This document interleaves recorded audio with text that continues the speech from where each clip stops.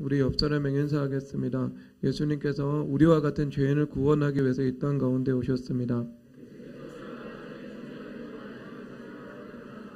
예수님께서 우리와 함께 사시기 위해서 이 땅 가운데 오셨습니다.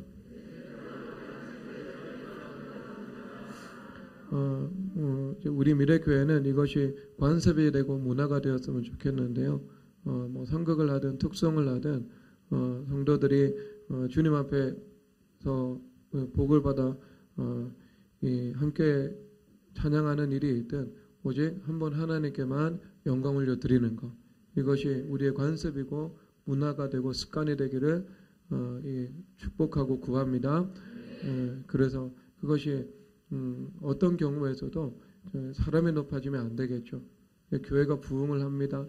그러면 교회 안에서 이 목회자의 권위가 높아지기 때문에요.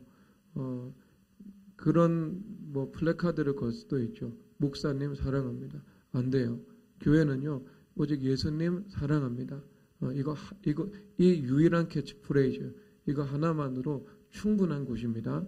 그래서 모든 사람들이 참 이것은 은혜가 있다, 주님 앞에 영광이 된다, 이랬을 때 우리가 더더욱 주님 앞에 함께 그리스도를 기뻐하고 또 은혜 베푸신 것에 대해서 주님 앞에 감사하되 알파와 오메가 되신 예수 그리스도께 모든 영광을 올려드리는 것, 이것이 우리의 중심, 우리의 태도, 우리의 전부가 되어야 할 것입니다. 그래서 예배 마친 이후에도 우리가 함께 주님께 영광 올려드리는 그 감사로 올려드리게 되기를 저는 소망합니다. 오늘 이 말씀에서 보면 너희는 주의 길을 준비하라, 이렇게 말씀하고 계십니다. 고린도후서 6장 말씀에서는요, 하나님께서 우리와의 관계 가운데 오셔서 어떻게 살아가시는지에 대해서 두 단어로 설명을 하고 있는데요. 하나가 내가 너희들 가운데 거하는 것이요, 또 하나는 너희들 가운데서 두루 행하는 것이다 라고 말씀을 하고 있습니다. 당연히 이 거한다는 것은요, 예수님께서 십자가를 통해서 우리의 죄를 용서해 주시는 것, 그래서 십자가의 속죄를 통해 성령 하나님께서 우리 가운데 들어오셔서 우리와 우리와 함께 하시는 것을 말씀하고 있습니다. 그래서 함께 우리 안에 들어오신 성령 하나님, 이분은 우리를 떠나지 않으시죠. 그래서 구원의 보증이 되셔서 천국까지 우리를 인도해 나가십니다. 그래서 그것을 주의 지팡이와 막대기가 나를 안위하시나이다. 그래서 그 지팡이로는 맹수의 위협으로부터 보호하고, 그리고 막대기는 그 양이 어긋난 길로 갈 때 그 양을 주님께서 다루시면서 예수 그리스도라는 유일한 길로 인도해 나가시는 것을 말씀하고 있습니다. 그래서 목자 되신 예수님께서 우리를 천국까지 인도해 주시는 것의 보증이신 성령 하나님이심을 말씀하고 있죠. 십자가의 은혜입니다. 그리고 또 거기서 머물지 않습니다. 각 사람들이 주님 앞에서 예비되는 수준에 따라서 이제 주님과 함께 사는 삶을 살아가게 되죠. 그것을 주님께서 우리 가운데 두루 거니신다는 것을 말씀하고 있습니다. 두루 거니신다는 것은 예수님께서 우리와 동행하시고 어떤 정적인 동행의 삶을 살아가는 것만이 아니라 매우 동적으로 우리를 통해서 주님께서 활동을 하시는 것을 말씀하고 있는 것이죠. 역동성이 이 수렴된 표현인 것입니다. 그래서 이것은 성령 하나님께서 우리와 동역하시면서 주님의 뜻을 행하시는 것을 말씀하고 있는 것입니다. 그래서 이 두 가지, 이 예수님께서 우리와 함께 동행하는 그 양식들이 우리에게 이루어져야 되는 거죠. 그런데 그것을 준비하는 그 과정을 오늘 말씀에서 무엇이라고 하는가? 너희는 주의 길을 예비하라 라고 말씀을 하고 있는 겁니다. 이 3절 이 말씀에서 보면은 죄사함을 받게 하는 회개의 세례를 전파했다고 말씀을 하고 있죠. 그러니까 이 말씀은 회개의 세례와 관계된 말씀이죠. 그 연장선에 있습니다. 그러면 주의 길을 예비한다는 것은요, 우리가 어떤 물리적인 주님의 길을 예비한다는 것하고는 상관이 없다는 것을 우리는 인정할 수밖에 없겠죠. 이건 우리 마음에 있는 길입니다. 우리 마음 가운데 예수님께서 우리 가운데 들어오실 수 있는 길, 그리고 들어오셔서 우리와 함께 거하실 수 있는 길, 그리고 우리를 통해서 예수님께서 역동적으로 역사하시고 우리 성전된 날을 운행해 나가실 수 있는 그 길, 이것이 내 안에서 준비되어야 하는 것을 말씀하고 있는 것입니다. 그래서 오늘 성탄절이죠. 성탄절은 죄인을 구원하시고 죄인된 우리와 십자가와 성령 하나님을 통해서 함께 하시기 위해서 예수님께서 오신 날입니다. 그러면 우리가 예수님께서 오시는 그 마음의 길이 우리 가운데 예비되어야 하겠죠. 그리고 또 다른 한편으로 우리가 성경에서 예수님께서 오신다는 것은 아브라함에게 주님께서 말씀을 하셨죠. 내년 이맘때에 아들 이삭이 있을 것이다. 약속이 있을 것인데 그것에 대해서 예수님께서 내가 내년에 오리니라고 말씀을 하고 있는 겁니다. 그래서 예수님께서 오신다는 것은요, 예수님께서 그분의 권능과 그분의 신실하심과 그분의 말씀을 우리가 살아가는 이 현실의 시간 세계 속에서 나타내신다는 것을 말씀하고 있는 것입니다. 이것은 어떤 이 하늘의 땅을 향한 침입과 같은 것이죠. 본래 땅은 하나님 앞 하늘에 소속되어 있지만 낮은 차원은 높은 차원의 지배를 당하고 있죠. 점은 선의 지배를 당하고 선은 면의 지배를 당하고 면은 입체의 지배를 당하는 것처럼 이 땅이라는 세계는 높은 하늘이라는 차원에 이미 종속되어 있고 지배되고 있는 것이지만, 그런데 그 하늘의 뜻이 땅에 침투해 들어오기 시작하는 순간, 그래서 모든 것을 전복시키고 모든 약속을 우리 가운데 이루시고 주님께서 우리 가운데 분명한 선을 베푸시는 것, 이것을 말씀하고 있는 겁니다. 그러니까 주의 길을 예비한다는 것은 그리스도의 출임을 예비하는 것을 의미하기도 하는 것이지만, 예수님과 함께 일하는 것들, 그리고 예수님과 함께 동역하여서 내가 이 땅의 삶을 거룩한 성전이 되어서 하나님의 사랑의 그 깊이와 높이와 너비와 길이, 그 모든 차원에서 하나님의 영광을 경험하여 살아갈 수 있는 그 길을 준비하는 것을 중의적으로 의미하고 있는 것입니다. 그러니까 이 말씀은 예수님의 출임 이후 우리에게도 의미가 분명히 있는 말씀인 것입니다. 그래서 오늘 말씀을 통해서 주님의 오실 길들이 여러분 거룩한 성전의 그 틀 안에서 준비되시기를 주님의 이름으로 축복합니다. 사도행전 13장 34절에서 보면은요, 다윗의 거룩하고 미쁜 은사를 너희들에게 줄 것이다 말씀하고 있습니다. 그것은 표면적인 의미로 부활을 의미하고 있지만 그 문자적으로 은사에 대한 그 형용사죠, 속성에 대해서 말씀을 하고 있는 겁니다. 하나님께서 베푸신 우리 삶 속에 베푸시는 그 은사, 단순히 방언 이런 것들뿐만이 아니라 하나님께서 우리 삶 속에서 맡기시는 보배롭고 존귀한 모든 것을 말씀하는 것입니다. 그래서 우리를 보배를 담은 질그릇이다라고 말씀을 하고 있죠. 우리는 아담의 속성을 가지고 있는 죄인이죠. 연약하죠. 질그릇입니다. 그런데 그 질그릇 자체가 영광스럽고 보배로운 것이 아닙니다. 질그릇 안에 존재하는 예수 그리스도의 보배를 통하여서, 천국의 보배를 통해서 그것은 가치가 있을 수 있는 거죠. 우리 자체는요, 아무것도 아닌 거예요, 사실상. 그러면 그 보배라는 것이 다윗의 거룩하고 미쁜 은사를 우리 가운데 허락하시는 겁니다. 여러분, 거룩한 은사는 당연히 거룩한 곳에 주어지겠죠. 미쁜 은사는 당연히 미쁜 곳에 주어지게 되겠죠. 여러분 집에서 상식적으로 생수를 먹을 때 생수를 어디다가 보관합니까? 잘 뜨거운 물로 소독된 이 플라스틱으로 된 병에 보관을 합니까? 아니면 변기통에 보관을 합니까? 쓰레기통에 보관을 합니까? 여러분, 변기통이나 쓰레기통에 생수 담아가지고 그것을 여러분 비상시에 식수로 활용하는 사람이 여기 누가 있겠습니까? 아무도 없지요.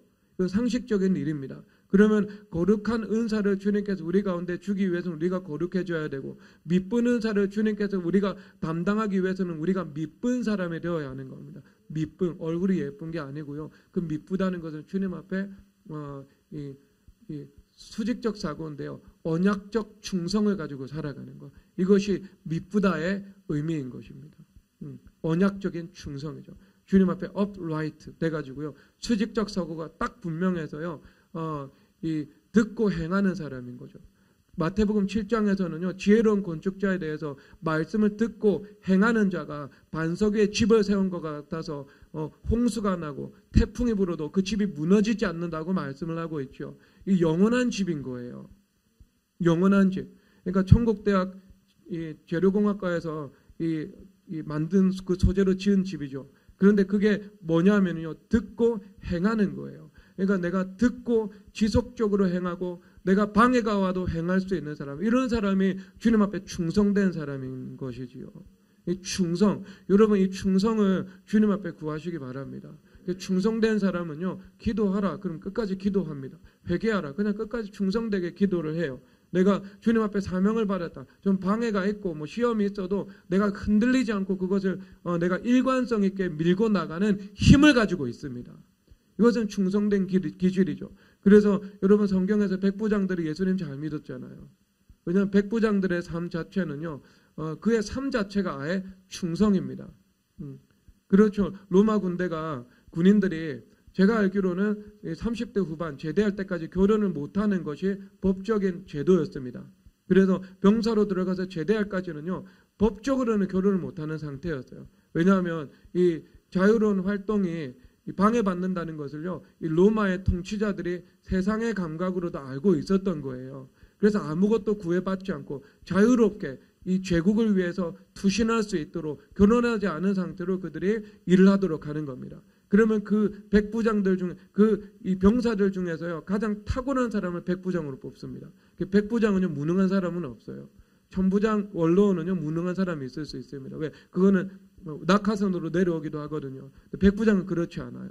그러면 한결같이 사람들은요, 이런 사람들은 충성이 검증된 사람이죠. 그래서 충성, 이분들이 예수님을 믿으면요, 충성된 거예요. 그러니까 이게 얼마나 복되겠어요. 한번 말하면 그것으로 끝나는 겁니다. 그냥 그것을 밀고 나가는 거예요. 한번 무언가 복된 것을 내가 경험을 하면은요, 더 이상 뒤돌아서지 않는 거예요. keep going에 나갈 수 있는 강력한 그 힘을, 내적 그 힘을요, 갖추고 있는 것입니다. 여러분 그런 충성의 은혜를 구하십시오. 충성이 있느냐 없느냐는요, 신앙 성장에 수직 성장을 하는가 아니면 늘 답보 상태에 있고 태보와 그 다음에 원상 회복을 반복하면서 살아가는가, 그것에 달려 있는 거예요. 회개를 해도 회개가 진전이 되는 사람들, 이런 사람들은 충성이 타고난 사람들입니다. 그래서 내가 방향이 안 정해져서 그렇지, 방향이 한번 주님 앞에서 온전히 정해지면 그 길로 내가 충성되게 밀고 나가는 사람들이죠. 여러분 이 충성이 없이는요, 주님 앞에 칭찬받는 것은 불가능한 일입니다. 주님은 착한 것과 충성된 것, 이 두 가지를 주님께서 칭찬하셨죠. 여러분 그런 충성의 일꾼이 되시기를 주 예수 그리스도의 이름으로 축복합니다. 요셉이 충성스러웠잖아요. 하나님께서 보시든 하나님께서 보시지 않든 내가 하나님 앞에서 득죄하리이까 하면서 자기가 죄에 동의하지 아니하고 그 길로 걸어가는 것, 여러분 그것이 요셉의 한결같은 충성이었던 것입니다. 노예가 되든 감옥에 가든 그냥 충성되이 주님을 섬기며 살아갔던 것이죠. 여러분 그 충성을 주님 앞에 구하시기 바랍니다. 이 충성 없이는요, 신앙의 다음 단계, 그 다음 단계, 그 다음 단계로 가는 것은요, 굉장히 장애가 많습니다. 왜? 원수마귀들이 각 단계마다 미혹의 병력을 배치해 놓고 있거든요. 한 단계 올라갈 때마다 그 단계의 미혹이 있고 또 올라갈 때마다 그 단계의 미혹이 있어요. 그런데 그 미혹에 내가 흔들리지 않고 열매를 맺기까지 인내하고 일관성 있게 전진해 나갈 수 있는 그 힘, 그것이 충성이라는 것입니다. 여러분 그 충성된 일꾼, 예수 그리스도를 아멘이시오 충성이다. 하나님 앞에 아멘밖에 없고요, 하나님 앞에 충성밖에 없었던 거죠. 그러니까 아멘이오 충성된 예수 그리스도이신 것이지요. 그러니까 우리도 그것밖에 없어야 되는 것입니다. 그래서 이제 이 말씀을 한번 통해서 살펴보도록 하겠습니다. 준비하는 것이요, 이 5절에서 보면은요, 모든 산과 작은 산이 낮아지고라고 말씀을 하고 있죠. 여러분 우리 마음에 관한 것입니다. 그래서 높은 산과 작은 산, 이 모든 산이 내 안에서 낮아져야 되는 것이죠. 그래서 이것은 여러분 이 뭐냐 하면은요, 근본적으로 선악과가 일으킨 건데요. 선악과 이후에 무엇이 찾아오냐면은 인식의 왜곡이라는 것이 근본적으로 찾아와 버립니다. 그래서 아담이 이 선악과를 먹었죠. 그러면 자, 선악과를 먹은 게 하와 책임입니까? 아니면 자기가 죄에 동의한 겁니까? 자기가 죄에 동의한 거죠. 요셉이 보디발과의 관계에서 그가 하나님 앞에서 죄를 선택할 수도 있었고 거룩을 선택할 수도 있었습니다. 그러면 그때 만약에 죄를 선택했습니다. 그러면 누구 책임이에요? 죄에게 동의한 요셉 자신의 책임인 것입니다. 이 죄는요, 내가 동의한 거예요. 누구에게 핑계댈 수도 없고 책임 전가할 수도 없습니다. 그런데 어떻게 해요? 선악과를 먹고 나서요, 아담은 하와와 하나님께 책임 전가를 하죠. 하와는 뱀에게 책임 전가를 하죠. 자기가 죄에 동의해서 결과가 나타났는데 어떻게 해요? 하와 때문이고 하나님 때문이라고 하는 겁니다. 그러니까 인식이 근본적으로 왜곡되기 시작한 것입니다.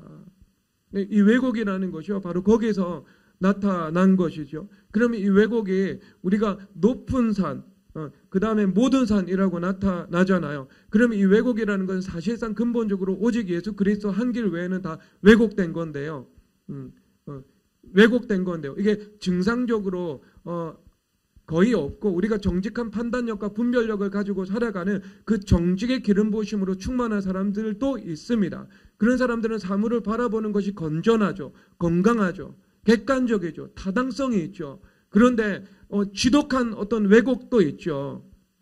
이 지독한 왜곡은요, 사실상 이 온전한 판단을 하지 못하게 만들거든요. 그러니까 내가 왜곡이 있습니다. 그러면 내가 판단하는 것 틀린 거예요. 내가 판단에 입각해서 말하는 건 틀린 거예요. 그리고 내가 왜곡의 관점에서 내가 판단하고 해석해가지고 말하는데 그것이 혹시 시기 질투나 아니면 미움이나 아니면 정죄나 아니면 비방이나 이런 프레임 안에 들어가 있으면 그것은 악인 것이지요. 틀리고 악한 거예요. 그러면 여러분, 내가 왜곡을 가지고 있는 경우는요, 내가 아무리 내 안에서 선의로 가득 차 있고 내 안에 불법한 의도가 없다 하더라도요, 나타나는 결과는 뭐예요? 나타나는 결과는 죄고 악인 거예요. 내 의도하고는 상관없죠. 나는 왜 그렇게 판단했거든요. 나는 그렇게 해석했거든요. 내가 판단하고 해석한 것에 입각해서 내가 말했거든요. 그런데 그 말한 것은 틀린 거예요. 때를 따라 다른 사람들에게 피해를 입히는 거죠. 그러니까 악인 거예요. 나는 악이 없이 죄를 범했는데 나타나는 결과는요, 악인 겁니다. 그래서 여러분, 이 왜곡이라는 것은 너무 치명적인 거죠. 거룩의 길을 방해하는 것들. 왜냐하면 제가 말씀드렸잖아요. 먹줄과 측량줄이라고요. 성전을 건축할 때는 먼저 이 측량하는 것이 먼저라고요. 그러면 그 측량줄이 1cm가 2cm가 되어 있고 그렇게 되어 있는데, 그러면 나머지 모든 측량하는 것은요, 오류가 나타날 수밖에 없는 것이죠. 내 가늠자 자체가 잘못되어 있는데요. 0점 조정을 제대로 하고 못했는데요. 어떻게 그 판단이 정확할 수 있겠습니까? 그러니까 매번 이게 갈등을 일으키는 거죠. 내가 인식한 것과 객관적인 인식, 다른 사람의 인식은 너무 다른 거예요. 여러분, 이게 선악과적인 왜곡입니다. 이 왜곡에서 왜곡이 완전히 여러분 보혈의 능력으로 일소되지 않으면은요, 그 다음 단계로 나가는 것은 상당히 어렵습니다. 근데 왜곡이라는 문제가 없으면은요, 이것은 최종 단계의 회개예요. 그런데 왜곡의 문제가 강력하게 지배를 하고 있죠. 그럼 최초 단계에서 해결해야 되는 겁니다. 그만큼 달라요. 그러면 이것이 어디서 나타나냐면은요, 자, 높은 모든 산과 작은 산이 낮아지고라고 말을 하고 있습니다. 이것은 자기 자신에 대한 높은 평가로 나타납니다. 높은 자화상이라는 것으로 나타나는 것이지요. 자기를 이 객관적인 그 사실보다 과대평가하는 거예요. 사실 객관적인 사실이 있으면 객관적인 사실 그대로 평가하는 것은요, 교만이지만 왜곡은 아닙니다. 그냥 그렇게 인식을 하고 있는 거니까 사실 그대로예요. 그러나 그것도 온전한 상태는 아니죠. 주님께서 우리에게 원하시는 것은 절대적인 주님 원하시는 것은 절대 겸손이니까요. 하나님 앞에서요. 그런데 내가 높은 자화상이 있죠. 그러면 그것 자체가요, 나를 왜곡해서 바라보는 것입니다. 과대평가하는 거예요.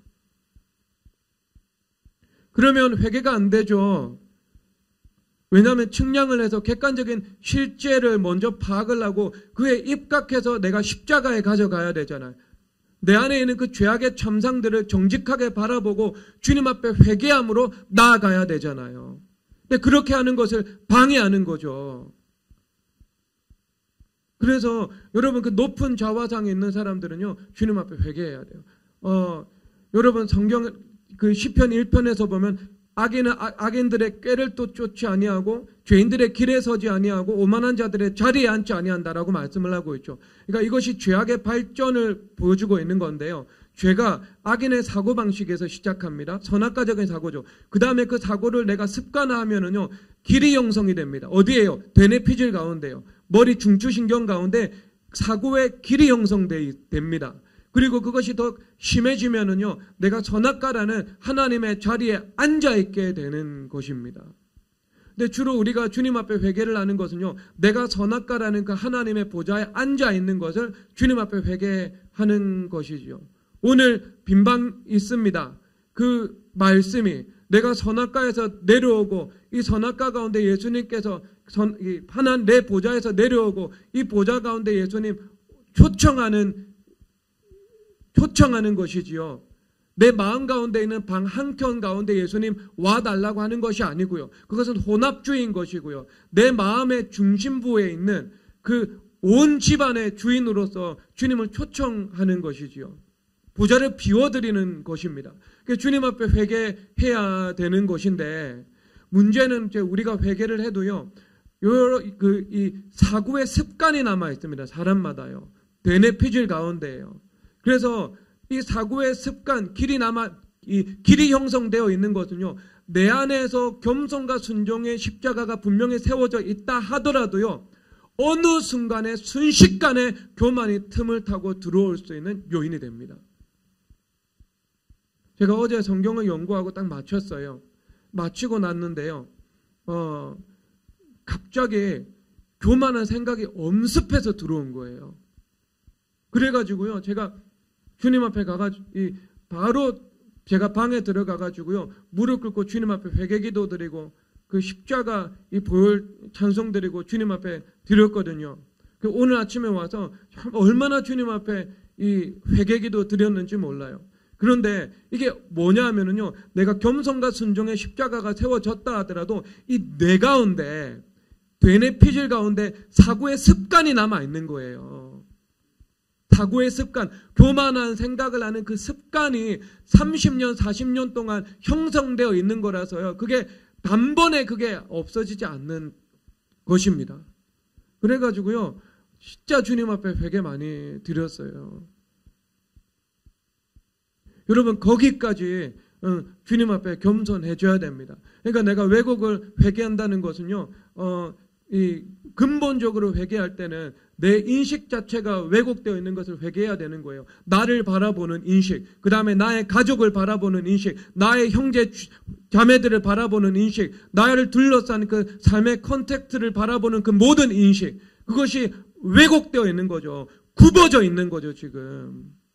그래서 그 굽어져 있는 것을 주님 앞에 회개하고 십자가 보혈의 능력으로요, 곧게 펼쳐야 됩니다.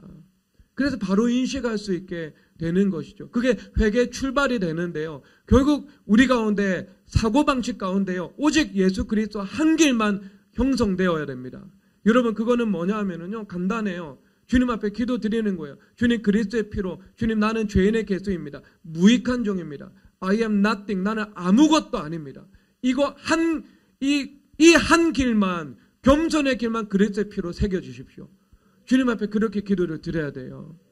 여러분, 이것이 사고의 습관인데, 주님 앞에 영광 올려드리는 것하고 영광 올려드리지 못하는 것에 무슨 차이가 있냐면요, 어떤 우리가 사고에는요, 이 되새김질이라는 것이 있거든요. 그러니까 이 되새김질, 양이나 소는 정결한 짐승이죠. 왜? 되새김질을 하는 짐승이니까. 들어갔다가 나오고 한 번 더 이것을 소화시켜가지고 내보내거든요.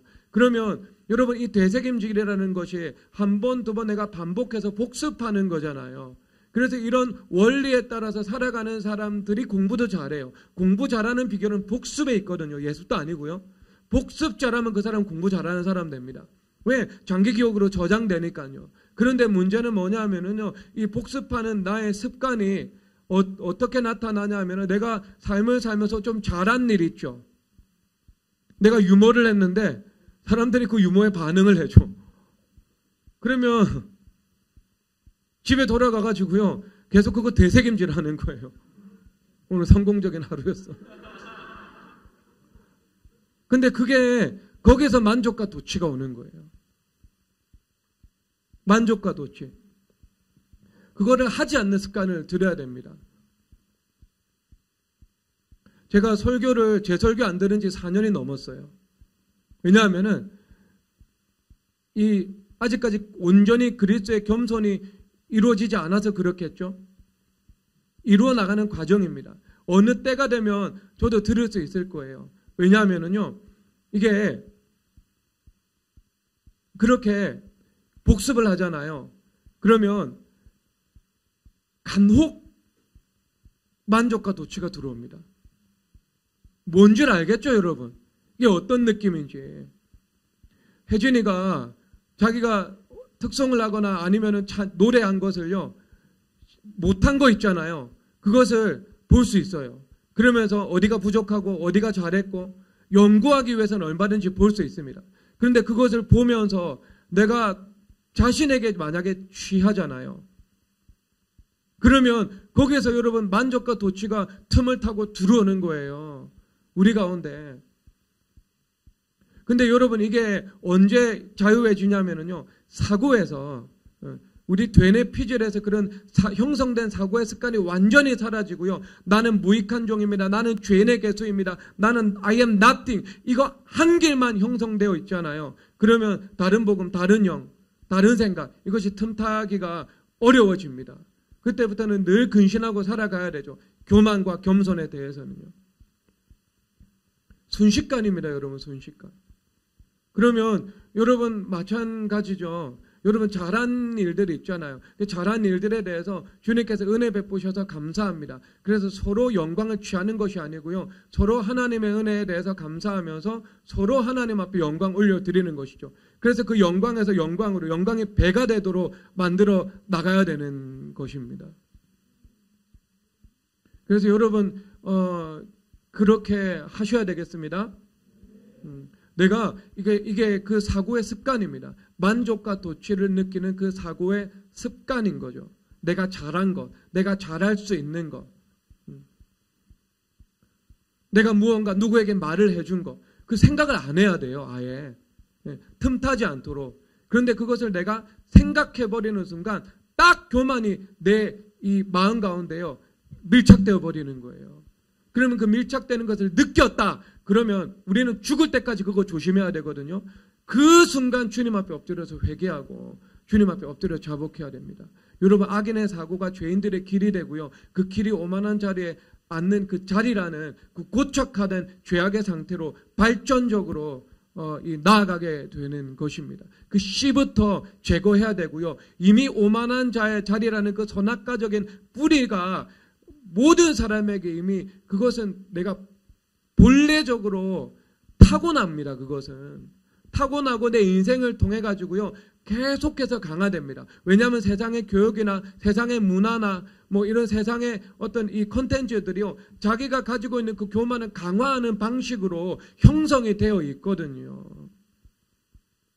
그래가지고요 이 교만하기는요 너무 쉽습니다. 그래서 주님 앞에서 그 높은 산과 작은 산이 낮아져야 되는 거예요. 주님 앞에. 겸손이라는 것은요 끝이 없습니다. 깊이가 한이 없어요. 그리스도의 성품이거든요. 그래서 여러분들의 길은요 오늘보다 내일 더 겸손해지고 내일보다 모레 더 겸손해지는 그 길을 걸어가시기를 주님의 이름으로 축복합니다.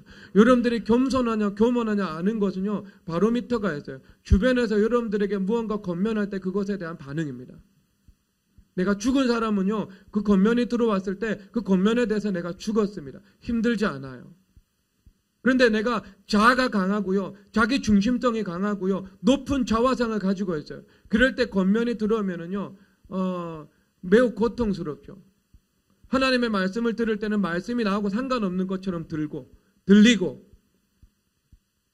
그리고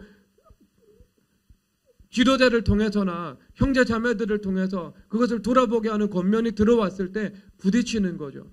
그런데 그 부딪히는 것이 모든 사람에게 있을 수는 있지만, 한 번 정도는 있을 수 있지만, 모든 권위와 부딪히고, 그리고 그 권위와 반복적으로 내가 부딪히고, 그러면은요, 그 안에서 정말 교만이 펄펄 살아있는 거예요.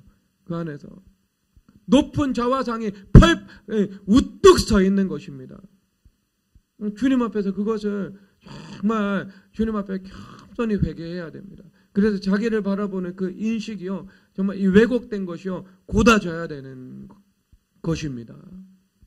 그리고 또 두 번째는요, 모든 골짜기가 메워지고라고 말씀을 하고 있습니다. 이 골짜기는요, 똑같아요. 이제 높은 것은 낮아지고 낮은 것은 높아져야 되겠죠. 그래서 이 골짜기라는 것은요, 이 상처입니다, 여러분.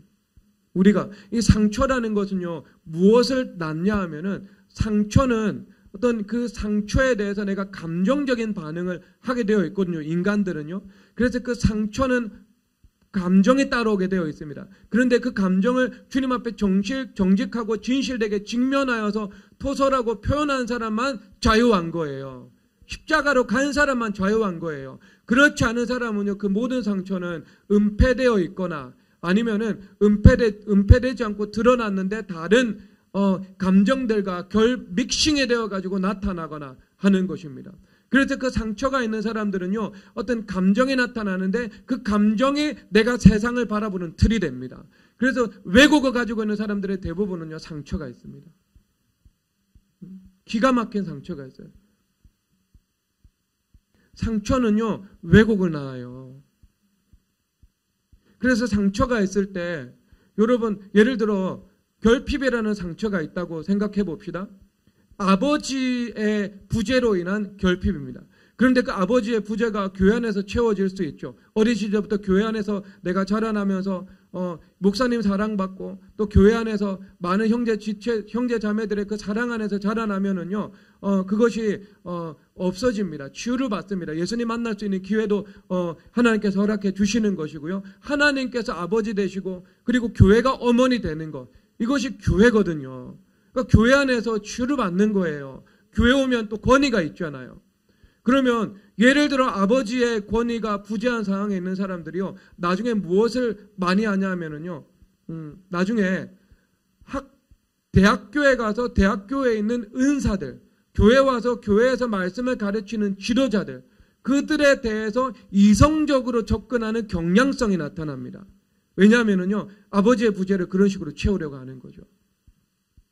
채우려고 하는 거죠.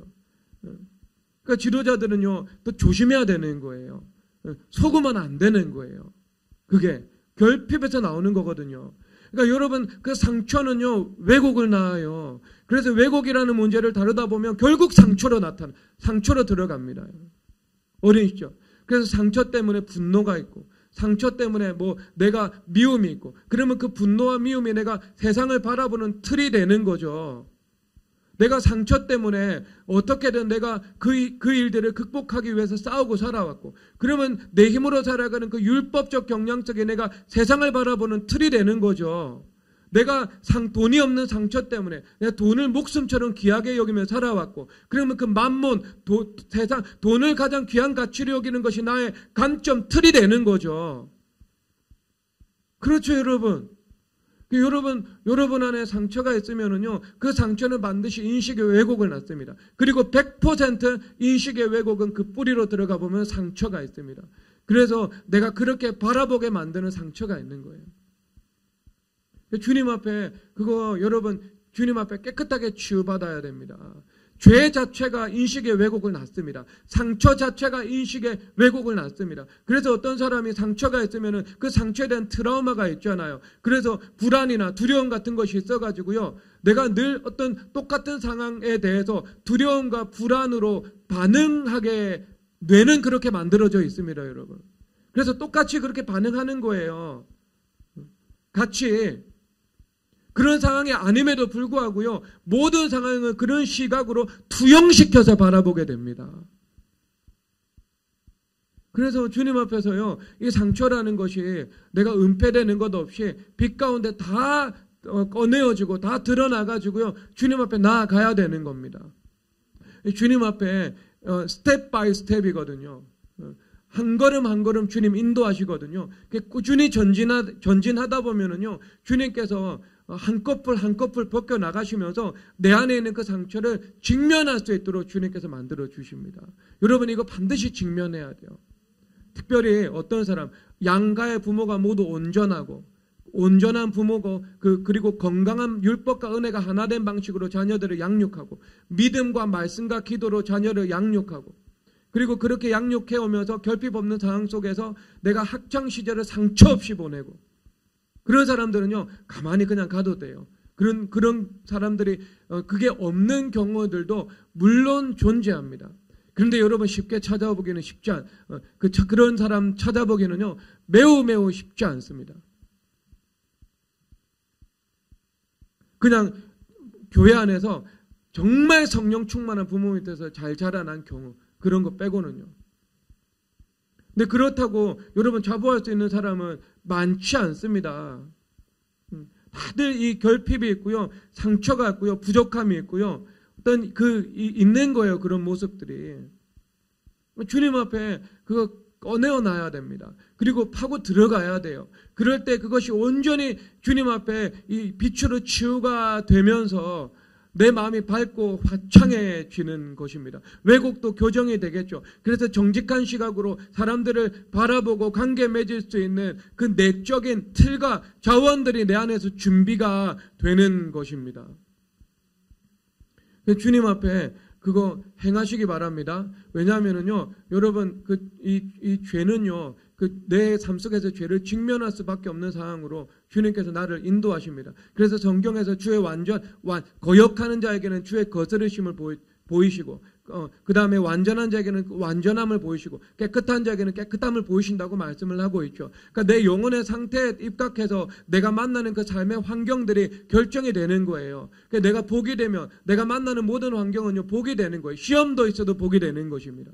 그런데 내 안에 문제가 해결되지 않고 있어요. 그럼 반복적으로 그럴 수밖에 없는 그 상황을 주님께서 직면하도록 인도하시겠지요. 그래서 예수님께서 요한복음 4장에서 보면 남편 5 여인을 향해서 내 남편을 불러오라고 말씀을 하고 있잖아요. 말씀으로 직면시키잖아요. 그런 말씀으로 직면시키지 않으면은요, 끊임없이 그와 관련된 문제가 드러난 거예요. 그러다가 남편 5 된 거예요. 처음부터 남편 5이 아니었고요. 남편 하나였다가 2 될 때, 그 2 되기 전에 주님 앞에 상처 치유받았으면은요, 3 안 되고, 4 안 되고, 5 안 되죠. 똑바로 왜곡이 아니라 정직하게 내가 분별하고 판단해서 내 인생을 선택하는데, 왜 내 길이 어그러지게 되겠습니까? 안 되죠. 그러면, 여러분, 뭐부터 해야 돼요? 뭐부터 2 되고, 3 되고, 4 되고, 5 안 돼야 되죠. 계속 직면하잖아요.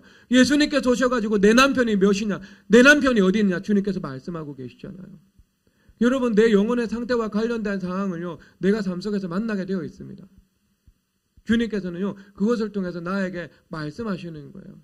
나의 자신을 성찰하고 회개하고 주님 앞에 바로 반응할 수 있도록 주님께서 나를 만들어 나가시는 것이지요. 그게 성경에서 보면 이게 사람이 무엇이든지 심든지 그대로 거둔다. 그리고 남에게 대접받고자 하는데 대접하라. 이런 말씀으로 나타나는 것이지만 또 다른 한편으로 볼 때 우리를 치유하기 위해서 주님께서 그렇게 하시는 거예요. 그러니까 여러분, 그게 급선무의 일들입니다. 급선무의 일들. 여러분, 그 성경에서요, 이게 결국 이 말씀의 핵심 주제는 성전이라는 것 아시겠죠? 내 마음의 길이 준비되는 거니까 이건 내가 성전이 형성되어서 성전으로 내가 지음을 받아서 그 안에 예수님께서 활동하시는 것하고 똑같은 거예요. 주님과 우리가 동행하는 거. 그런데 이 성경 말씀, 이 모세오경을 보면은요, 모든 이 하나님의 말씀이요, 하나에 집중이 되는데 성결법에 집중이 됩니다. 성결법에 집중이 돼요. 성결에 집중을 하고 있어요. 1년에 한 차례 대제사장이 지성소에 들어가서 제사하는데 그것에 대해서 성경에서 이는 안식일 중에 안식일이요 라고 말씀을 하고 있습니다. 제사 중에 제사라는 거예요. 그래서 성전 제사 제조의 꽃, 이것이 지성소 제사입니다. 그런데 그 지성소 제사에 대해서요, 1년 동안의 이스라엘 백성들의 죄를 속죄해서 그들을 정결하게 하기 위한 것이다. 그렇게 적시하고 있습니다. 성경에서는요. 여러분, 성전과 제사의 목적이 뭐예요? 정결함인 거예요. 그럼 이게 여러분 이 현대적으로 신약적으로 적용이 되어서 교회를 세우시고 여러분들 거룩한 성전 삼으시고 늘 여러분들을 통해서 예배받기를 원하시는데, 그 예배를 통해서 하나님께는 영광이요, 여러분들에게 이루어지는 그 주요한 목표는요, 정결함인 거죠. 그러면 그 정결함에서 뭐가 나와요? 정결함에서 시편 73편에서는요, 하나님께서 참으로 이스라엘 중 마음이 정결한 자들에게 선을 행하신다, 이렇게 말씀을 하고 있습니다. 여러분, 마음이 정결한 자들에게 선을 행하신대요. 그런데 이것이 여러분 좋아하는 말씀 있잖아요. 마태복음 7장에서 구하라 그러면 주실 것이요, 두드리라 그러면 열릴 것이요, 그리고 찾으라 그러면 찾을 것이요. 그리고 나서 예수님께서 뭐라고 말씀을 하세요? 구하는 자에게 무엇을 주시지 않겠느냐고요? 구하는 자에게 좋은 것을 주시지 않겠느냐 말씀을 하고 있어요. 좋은 것이요. 그러면 그 좋은 것의 히브리어, 그것이 토브입니다. 그게 선하다. 그래서 마음이 진실로 정결한 자들에게 주님께서 좋은 것을 행하시나니라고 말씀을 하고 있는 겁니다. 똑같은 말씀이죠. 똑같은 말씀. 여러분, 그래서 인생 헛수고할 수 있습니다. 여러분들이 정결함에 집중을 하지 않고요, 여러분 마음 안에서 주의 길을 예비하는 것에 집중하지 않고, 여러분 아무리 만물의 문제에 득달같이 달려들어가서 여러분들의 모든 시간과 에너지와 자원을 다 투자해서 그 일에 노력하고 또 노력한다 하더라도 그것은 헛수고가 됩니다, 여러분. 그래서 성을 세우는 자의 이 여호와께서 세우지 아니하시면 하시면 성을 세우는 자의 수고가 헛되다고요. 여러분, 지혜로운 건축자로서 성을 건축하지 않지요. 그러면은요, 여러분 정말 고생만 하는 거예요. 고생은 하는데 열매는 하나도 없게 되는 거예요. 열매가 있는 것 같았는데, 예루살렘이라는 최첨단 신소재로 건축한 건물이 아니고 나무와 집과 풀로 건축한 바벨탑이라서 조금 있다가 무너지는 거예요. 그것은 어리석은 일입니다, 여러분. 의인의 슬기가 아니에요. 무엇에 집중해야 되겠어요, 여러분? 정결함에 집중해야 돼요. 정결함에 집중이 되어서 성전의 본질인 거룩함이 이루어지고, 그러면 무엇이나 예수님께서 우리 가운데 들어오셔서 우리 가운데 거하실 뿐만 아니라 우리와 함께 두루 행하시게 되죠. 그러면 예수님께서 두루 행하시면 게임 오버. 끝나는 거예요, 여러분. 아니, 여러분, 사내립하고 히스기야하고 약한 자와 강한 자 사이에서 이 예루살렘 대결전이 이루어지죠. 역사상 여러분 이것보다 드라마틱한 전투가 어디에 있습니까? 그런데 37장, 38장, 39장 길게 정말 이 대서사시가 연출이 되고 있거든요. 서로 외교 문서를 주고받고 그 협상이 이루어지고 대치가 이루어지고 전쟁 전에 평평한 상태가 이루어지고 전적인 무력함을 경험하고 선지자와 왕이 주님 앞에 나아가서 엎드려 기도를 드리고, 그런데요, 예수님께서 일어나시니까요, 상황 종결은요, 단 4줄 5줄의 묘사를 해버려요. 간략하게 단신으로 리포트 처리해버리고요, 끝나버려요. 일면 헤드라인에 기획기사 2페이지, 3페이지 나갈 일들인데 그냥 단신기사 나가버려요, 그게 뭔 줄 알아요, 여러분? 예수님께서 한번 일어나시면 게임 오바다는 거예요.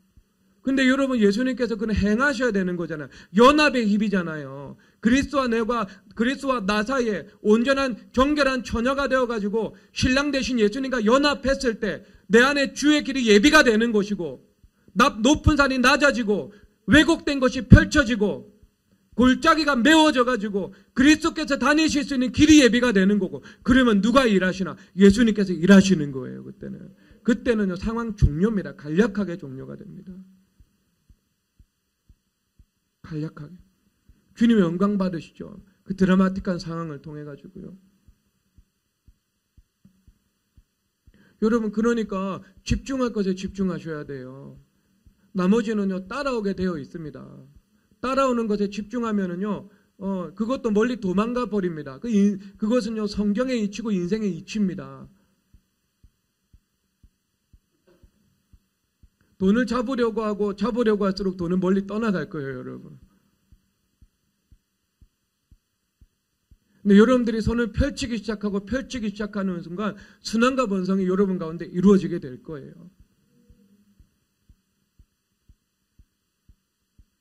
그렇죠, 여러분. 성경에 말해주잖아요, 그거는. 믿음의 선배들의 인생이 말을 해주고 있잖아요. 근데 그것만 그런 게 아니고요. 모든 게 마찬가지라니까요. 내가 바로 추구할 것을 추구해야 돼요.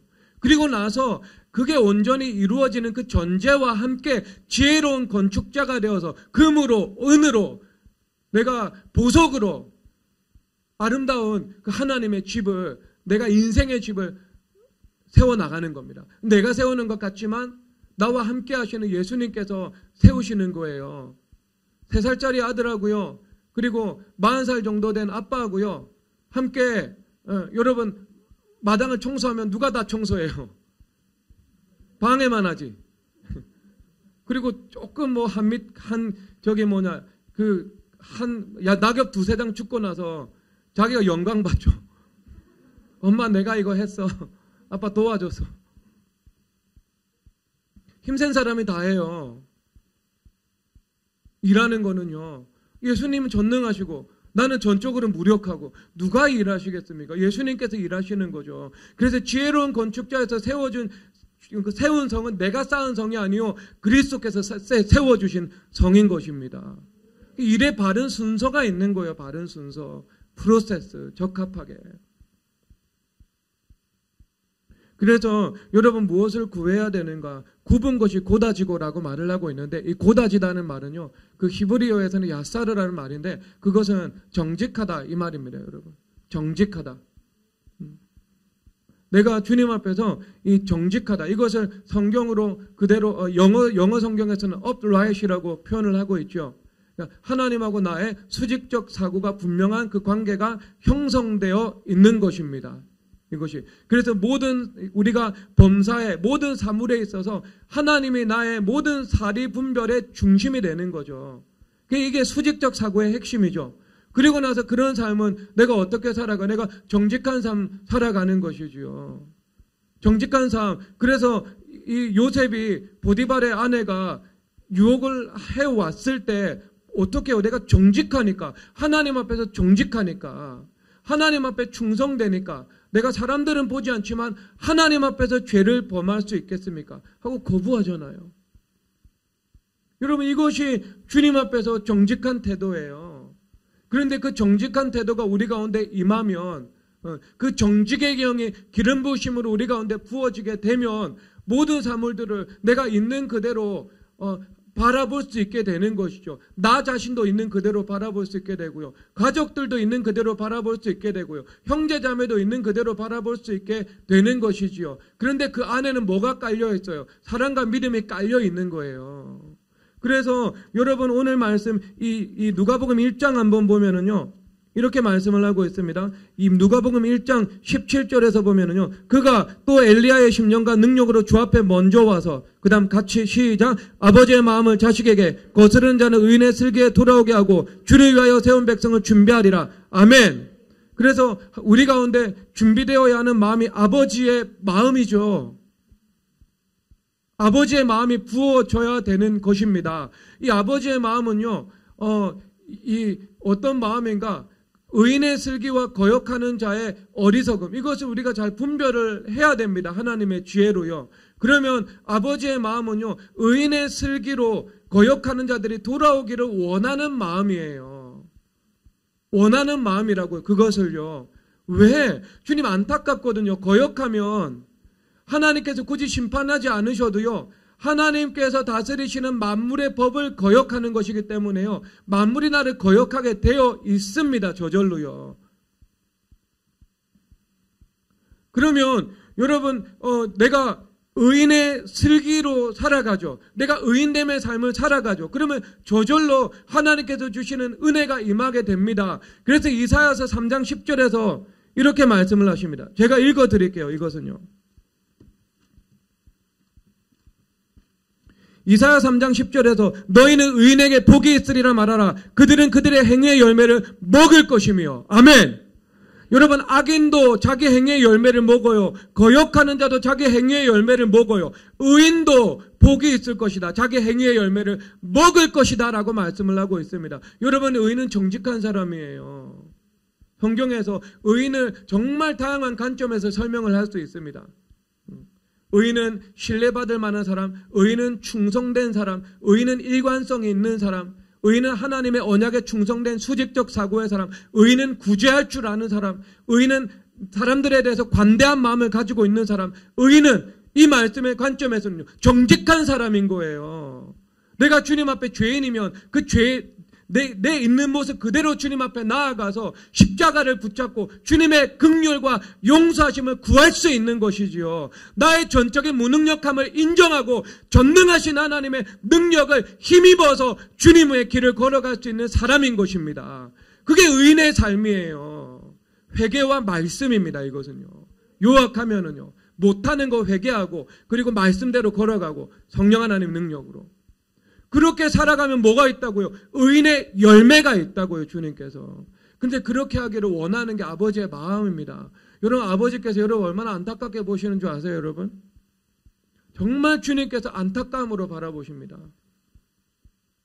정말 복받을 길이 있는데, 정말 지혜의 길이 있는데, 생명의 길이 있는데, 그 길에 집중하지 않고 전념하지 않고 어긋나서 자기 중심의 길을 걸어가고 왜곡되어서 자기 자신을 볼 줄을 모르고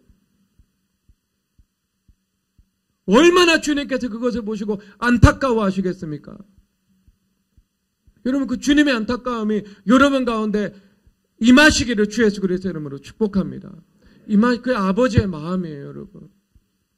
아버지의 마음. 아버지의 마음은요, 이제 재판장 되신 예수님께서 유일하신 재판장이죠. 그러면 재판장 되신 예수님께서는요, 사람의 길을 인도할 때 간에 주권적인 연단이라는 프로그램도 있고, 그 다음에 또 주님께서 때로는 주님께서 징계하시기도 하시고, 악인을 심판하시기도 하시고, 그 다음에 여러분들을 어떤 이 생명의 길로 하나님의 은혜 가운데 이끌어 나가기도 하시고 그렇거든요. 근데 사실상 이 길을 걸어가는 것은요, 언약인 것이기 때문에 나의 어떤 선택하고도 이 결부가 되어 있죠. 상호작용사 가운데 이끌어 나가시는 그 길인 것입니다. 다양해요.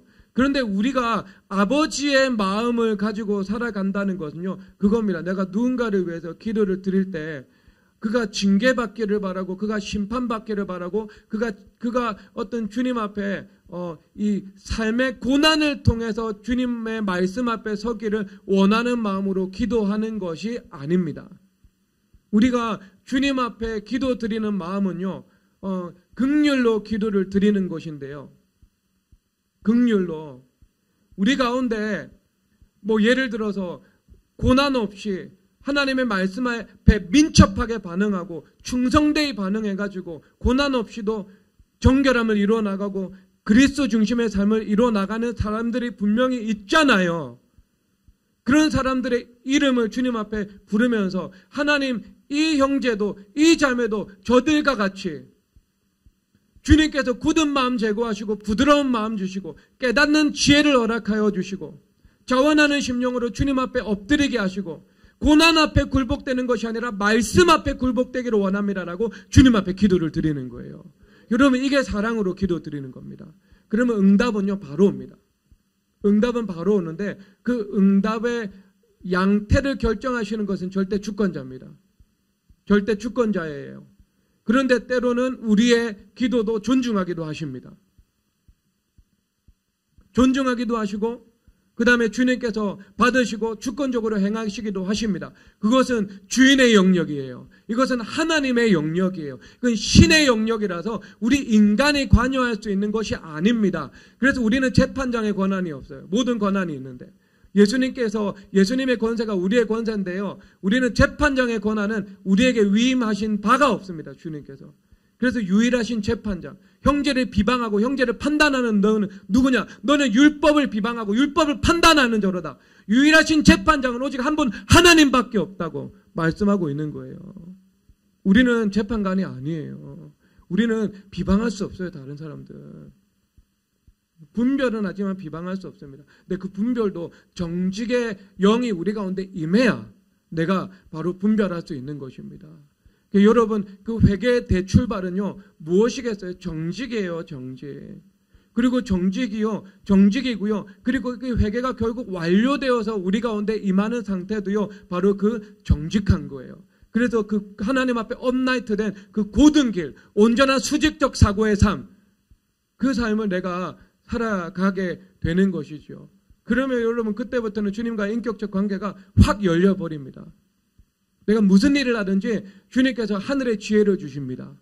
왜? 내가 조금 인간인지라 조금 한 템포 빨리 갈 수도 있고요. 그리고 한 걸음 내가 좌로 어긋나는 길을 걸어갈 수도 있어요. 근데 주님과의 관계가 열려 있으니까요. 주님께서 바로바로 가르쳐 주시고 깨닫게 해주시는 거예요. 그때마다 무릎 꿇고 주님 앞에 회개하고 하나님의 은혜를 힘입을 수 있는 것이지요. 죄를 제대로 갚지 아니하시는 그 십자가의 용서의 은혜를 내가 누리면서 살아갈 수 있게 되는 것이지요. 죄보다 더 큰 은혜가 임하는 것이지요. 그런 삶 속에는. 얼마나 복이 있겠습니까? 정직한 삶이에요. 정직한 삶. 여러분, 이 정직한 마음의 은혜, 그 정직한 영이 여러분 가운데 충만하게 임하시기를 주 예수 그리스도의 이름으로 축복합니다.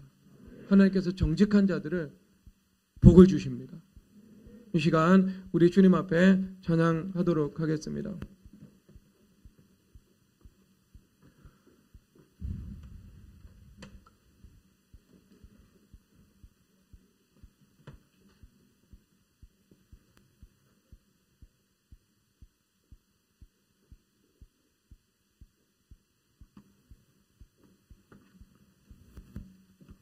정결한 마음 주시옵소서. 찬양하겠습니다.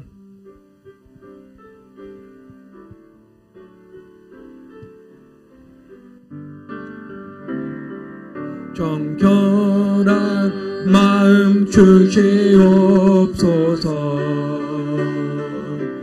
오 주님,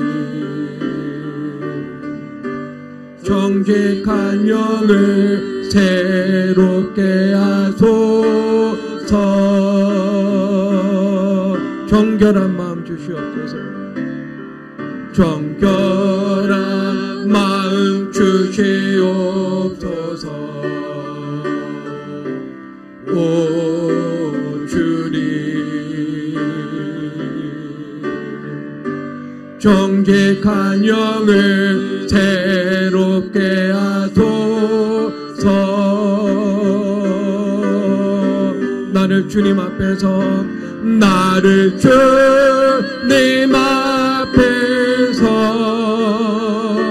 멀리 하지 마시고 주의 성령을 거두지 마옵소서.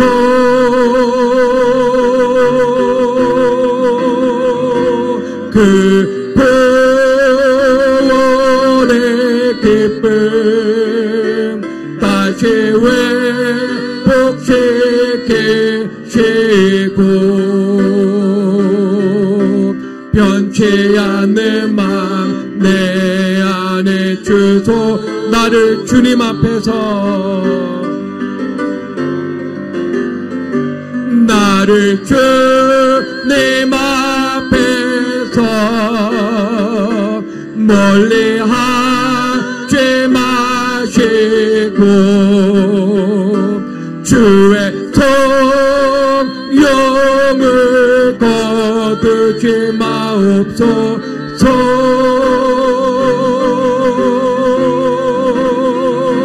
그 구원의 기쁨 다시 회복시키시고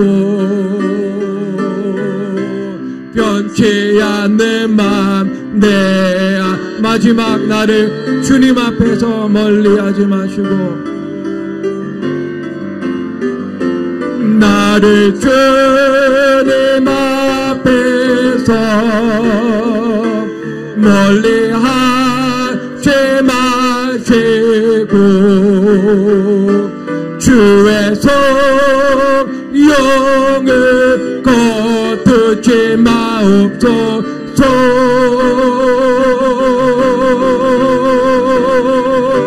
그 구원의 기쁨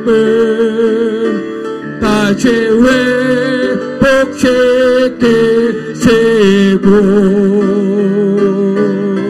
변치 않는 마음 내 안에 주소서. 우리 가운데 정직의 기름 부으심을 부어 주시옵소서. 이 시간 하나님 앞에 충성된 삶 살게 하여 주시옵소서. 모든 왜곡된 것이 고다지게 하여 주시옵소서. 이 시간 보혈의 능력을 구하며 기도드리겠습니다. 하나님 아버지, 주여 주여 주여